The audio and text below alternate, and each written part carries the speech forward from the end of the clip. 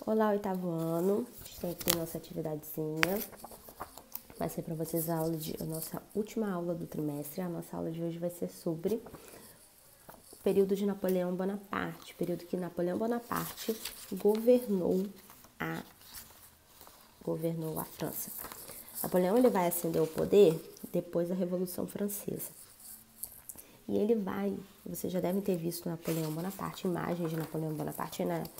Na atividade eu não coloquei nenhuma porque era muita coisa para colocar na apostilinha, então não tinha como. Mas vocês já devem ter visto, só dá um Google que vocês veem Napoleão Bonaparte. Napoleão Bonaparte era baixinho, todas as pessoas baixinhas são bem espertas, então vocês abram o olho com os baixinhos. E ele era um general francês, ele tinha grande popularidade dentro da França porque ele estava expandindo os ideais revolucionários para outros territórios, e ele tinha conquistado territórios dentro da África para a França, então ele era um homem que tinha um grande prestígio. E aí ele volta para a França e volta para assumir o governo do consulado, que foi quando os burgueses conseguiram assumir o governo dentro da França, e aí eles vão colocar o governo do consulado e determinar esse governo para Napoleão, para que se estabelecesse a paz, para que se tivesse uma estabilidade política, econômica, para que a França pudesse recomeçar após um período violento de revolução, de guerra, de morte, de guilhotina, cabeças rolando, literalmente, certo? E aí Napoleão vai se tornar um dos 3 cônsuls e depois ele vai acabar se tornando o cônsul único, né, o primeiro cônsul, que é quando ele vai começar a juntar o seu poder. Depois disso, vai acontecer em 1799. Depois disso, ele vai governar de maneira autoritária, vai eliminar os opositores, vai instituir censura, ninguém podia falar mal dele, ninguém podia fazer nada contra ele, né? Ou pensar coisas contra ele, falar coisas contra ele, que ele mandava prender, mandava matar, né? Isso é você acabar com a oposição. Um governo precisa de oposição. Por quê? Se não tem ninguém para falar assim, você está fazendo errado, você precisa melhorar, isso não tá bom, a pessoa vai achar que está fazendo sempre certo. E ninguém faz tudo sempre certo nunca. E ele vai estabelecer reformas também dentro da França, né, para organizar o país. Reformas nas finanças, na segurança, na administração pública, na educação. Tá tudo aqui. Vai, estabelecer, inclusive, um sistema de segurança para que acabassem as ideias de pena de morte, ou diminuíssem as penas de morte, porque a França, como no período revolucionário, tudo era pena de morte. Você falou, alguém não gostou do que você fez, você perdeu sua cabeça, e vai começar a organizar as cadeias para prenderem as pessoas, para que as pessoas pudessem pagar os seus delitos na prisão e não morrendo. É a ideia de você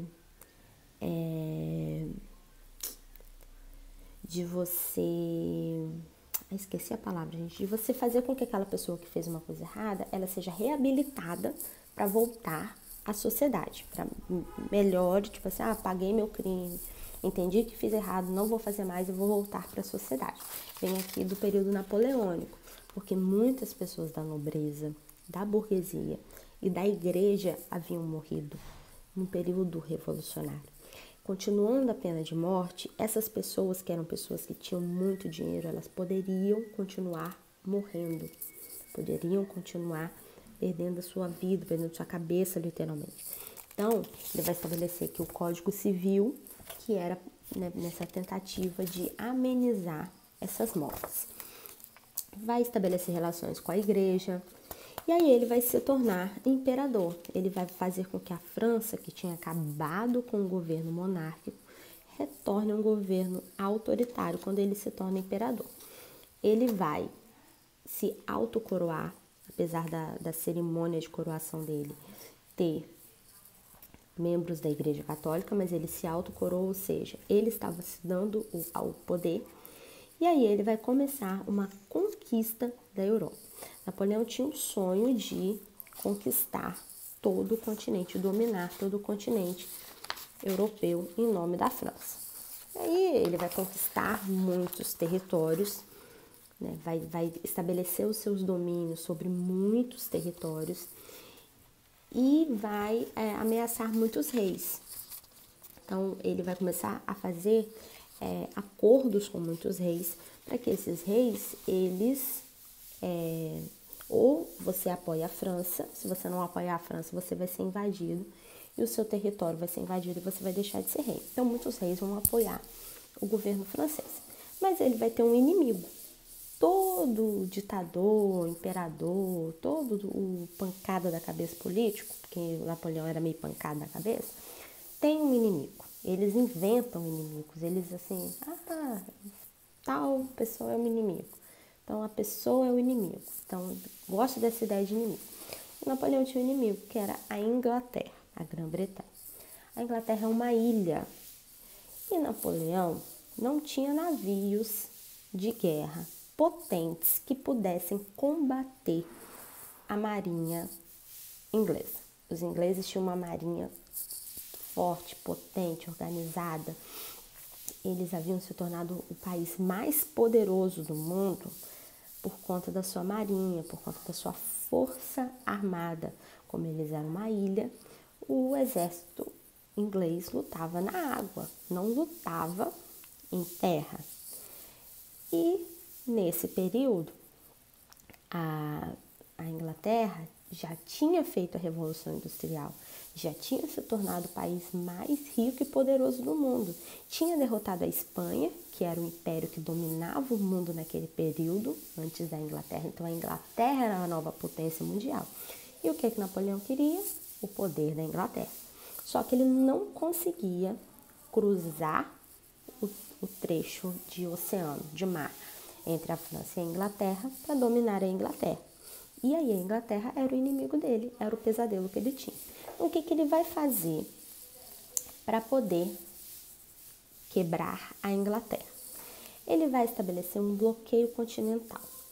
Os países do que fica, porque o que é bloqueio continental, gente? Ó, a Inglaterra é uma ilha e a ilhazinha fica lá no meio do oceano. Todo mundo sabe o que é ilha, né? Cercadinho de água ali em voltinha do território. E os outros países ficam no continente, então é um país pertinho do outro, tem caminhos por terra, para a Inglaterra só por mar. Então, esses países que ficavam no continente europeu, ele vai proibir de comprar mercadorias da Inglaterra. E por conta da Inglaterra ter feito a Revolução Industrial, ter indústrias, todos os países da Europa compravam produtos da Inglaterra. E aí o que ele vai estabelecer? Se você comprar um produto da Inglaterra, eu vou invadir o seu território e vou tirar você do poder, o rei. Você não vai ser mais rei. E aí ele fez isso na Europa inteira, mas Espanha e Portugal vão desobedecer o bloqueio continental, porque eram completamente dependentes da economia inglesa. A Espanha vai ter o seu rei tirado do poder e o irmão de Napoleão, Luís Bonaparte, vai assumir o trono da Espanha. E Portugal, quando a França, o exército francês entra no território português, a família real junta suas trouxas, suas coisas, junto com a corte portuguesa, e eles fogem em 1808 e vêm para o Rio de Janeiro, vêm aqui para o Brasil, que é quando a família real portuguesa chega ao território brasileiro. E aí isso daí vai dar início ao processo de independência, tanto do Brasil quanto de todos os países da América Espanhola, os países que eram colonizados pela Espanha. Tudo isso vai começar por conta de Napoleão Bonaparte ter invadido os territórios de Espanha e Portugal. E aí ele vai, expandir o seu território, os parentes deles que governavam, mas ele não consegue manter E aí o império dele vai começando a ruir, vai começando a chegar ao fim, né? Esse ódio que ele tinha dos ingleses vai ser aumentado e ele e outro país vai desobedecer às ordens de Napoleão, que vai ser a Rússia, o Império Russo. A Rússia, gente, é um dos maiores países do mundo, o maior país do mundo em território. Territórios da Rússia ficam em 2 continentes, uma parte na Europa, uma parte na Ásia, de tão grande que o país é. Fica ali no extremo do norte, do extremo, né, do hemisfério norte. E é um país gelado, na maioria das vezes. A gente viu os russos aí nas Olimpíadas, né, ganharam várias medalhas, né, o Comitê Olímpico Russo. E aí, Napoleão, então, ele resolve conquistar a Rússia. Por quê? Né? A Rússia desobedece, né? E porque a Rússia era um país gigante, era um império muito poderoso. Se ele conquista a Rússia, né, ele domina um território gigante dentro da Europa. Então, ele faz os seus planos. Mas os russos, né, além deles terem um inverno rigorosíssimo, que os franceses não eram acostumados, os russos eles tinham uma tática de guerra chamada de terra arrasada. O que é isso? Eles tiram a população das cidades pelo caminho, o caminho que liga, né, os invasores até as principais cidades da Rússia. E nessas cidades, o que eles fazem? Eles destroem tudo. Eles queimam vegetação, eles matam os animais que eles não conseguem remover, eles tiram os animais, o que eles não conseguem, eles matam.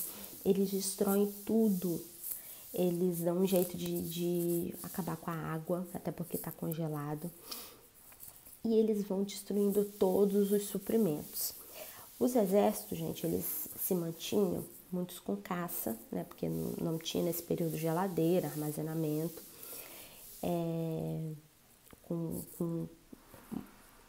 E quando eles iam conquistando as cidades, eles iam pegando os suprimentos das pessoas daquelas cidades para eles se manterem. Então, roubava a mesma comida da pessoa, invade sua cidade e pega sua comida. E quando os russos fazem isso, eles deixam o exército de Napoleão sem suprimentos. Eles vão ficar sem comida, sem água, num inverno rigorosíssimo, sem lugar para dormir.